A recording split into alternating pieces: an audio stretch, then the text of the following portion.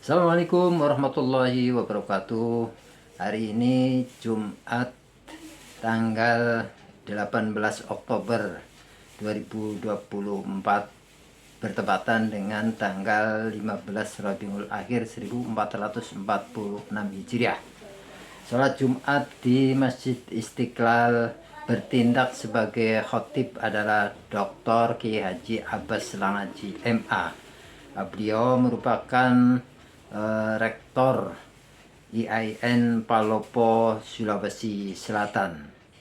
Khotib dalam kesempatan ini akan menyampaikan khutbahnya dengan tema urgensi sertifikasi halal dalam membangun ekonomi keumatan. Untuk itu marilah kita ikuti atau dengarkan bersama-sama, mudah-mudahan kita bisa memperoleh ilmu apa yang disampaikan oleh khotib.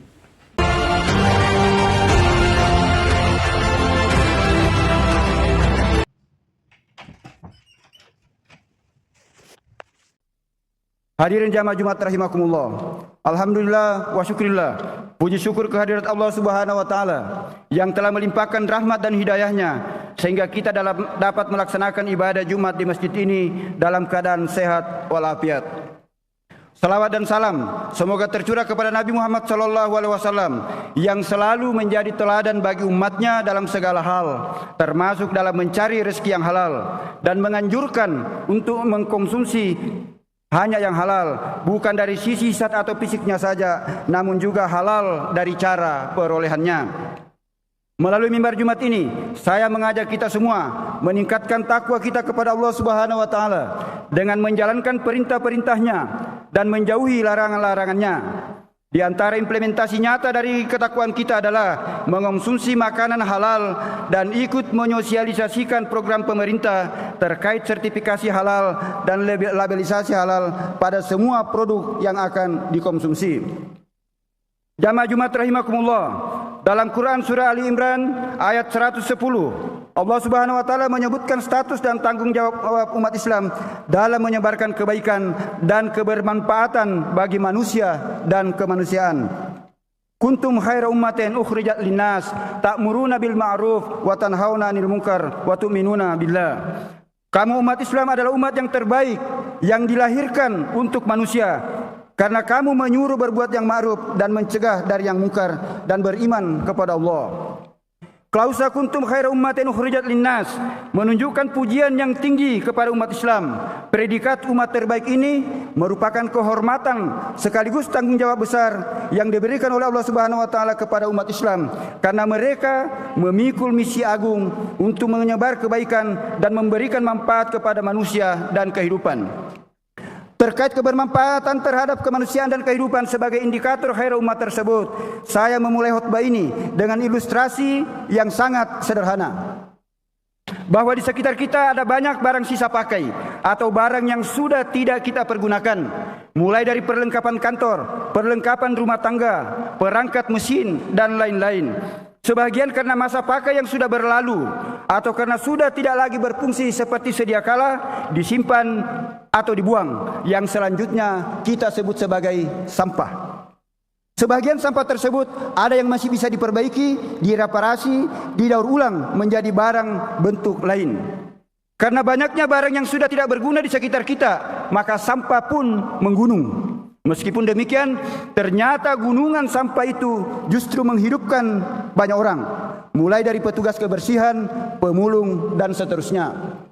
Dari situ tampak bahwa ternyata sampah masih bermanfaat bagi kehidupan, bahkan menjadi sumber penghidupan.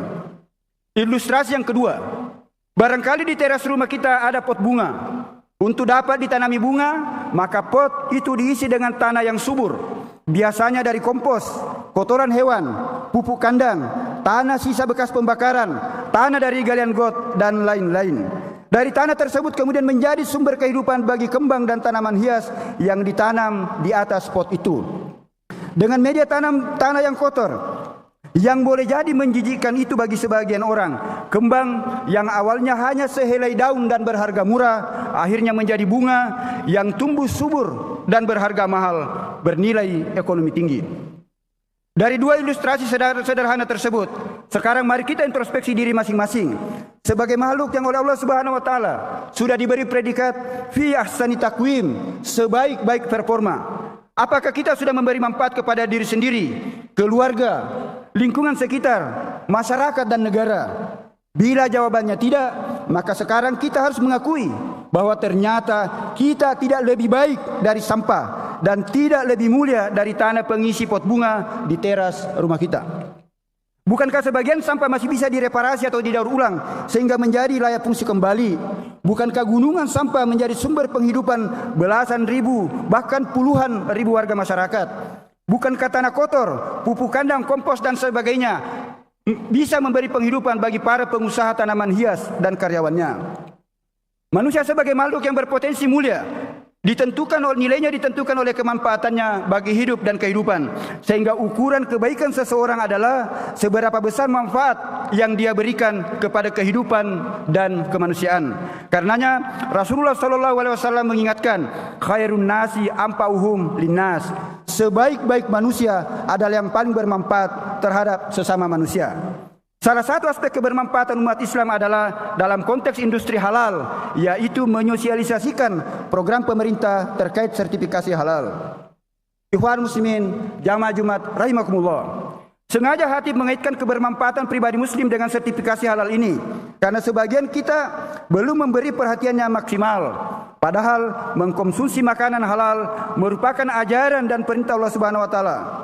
Al-Quran secara eksplisit menegaskan firman Allah, "Fakulu mimma razaqakumullahu halalan thayyiba washkuru ni'matallahi in kuntum iyyahu ta'budun."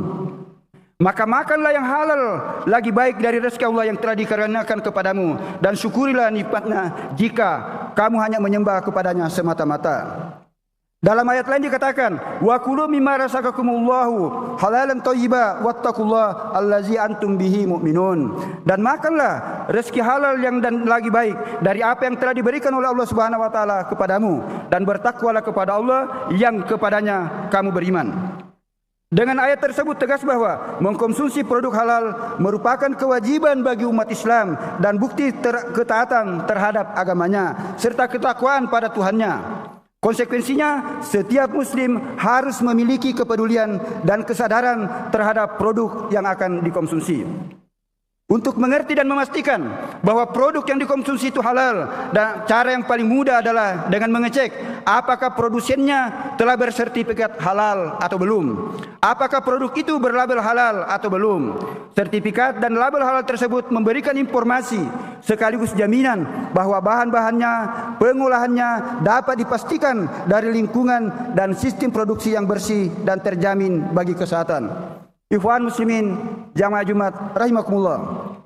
Sebagai masyarakat muslim yang hidup di Indonesia, kita sangat bersyukur karena negara kita memberikan perhatian yang begitu besar terhadap aspek kehalalan produk yang dikonsumsi oleh warganya. Kesadaran masyarakat Indonesia terhadap persoalan halal semakin hari semakin menunjukkan sisi yang menggembirakan, terutama karena didukung oleh regulasi dan kebijakan pemerintah. Salah satunya adalah dengan menetapkan kewajiban sertifikasi halal dan pemasangan label halal pada setiap produk. Pelaksanaan sertifikasi halal di Indonesia didasarkan pada Undang-Undang Nomor 33 Tahun 2014 tentang jaminan produk halal, yang kemudian disempurnakan lagi dalam Undang-Undang Nomor 11 2020 tentang Cipta Kerja, yang di dalamnya juga mengatur penyelenggaraan jaminan produk halal. Sesuai amanat undang-undang, tahun 2017 pemerintah telah membentuk lembaga bernama Badan Penyelenggara Jaminan Produk Halal di bawah Kementerian Agama. Kemudian terbit peraturan pemerintah yang ditindaklanjuti dengan keputusan Menteri Agama nomor 13 tahun 2019. Jamaah Jumat yang berbahagia, Badan Penyelenggara Jaminan Produk Halal memberikan jaminan kepada masyarakat muslim selaku konsumen bahwa setiap produk yang dikonsumsi atau digunakan sudah memenuhi persyaratan kehalalannya ditetapkan. Adanya jaminan ini akan memberikan kepastian ketersediaan produk halal bagi masyarakat sebagai konsumen. BPJPH sebagai perpanjangan tangan pemerintah yang bertugas untuk memastikan dan menjamin bahwa produk yang beredar di tengah dan dikonsumsi masyarakat benar-benar memenuhi standar kehalalan sesuai dengan syariat Islam. Ikhwan muslimin, jamaah Jumat rahimakumullah. Sertifikasi halal harus menjadi salah satu perhatian para pelaku usaha mikro, kecil, dan menengah atau UMKM. Karena dengan demikian berarti dapat menyediakan produk yang halal, aman, dan sehat. Dengan sertifikasi halal, pelaku UMKM yang berjumlah sekitar 65 juta unit dapat memastikan bahwa produknya diakui sebagai produk halal dan memenuhi standar yang ditetapkan oleh badan sertifikasi halal tersebut. Sertifikasi halal juga dapat membantu pelaku UMKM untuk memasarkan produk mereka secara luas ke seluruh dunia. Karena sertifikasi halal diakui secara internasional sehingga dapat membuka peluang ekspor yang lebih besar. Lebih dari itu, sertifikasi halal dan labelisasi halal sekaligus memberikan keuntungan kepada pelaku usaha yang non-muslim, khususnya produk-produk yang akan dipasarkan luas dapat menjangkau negara-negara di luar Indonesia karena negara-negara berpenduduk muslim atau produk yang akan dikonsumsi masyarakat muslim dimanapun. Dengan tampaknya manfaat sertifikasi halal bagi pengusaha dan konsumen secara tidak langsung memberi kontribusi nyata dan signifikan bagi pertumbuhan ekonomi umat Islam Indonesia. Ikhwan muslimin jamaah Jumat rahimakumullah.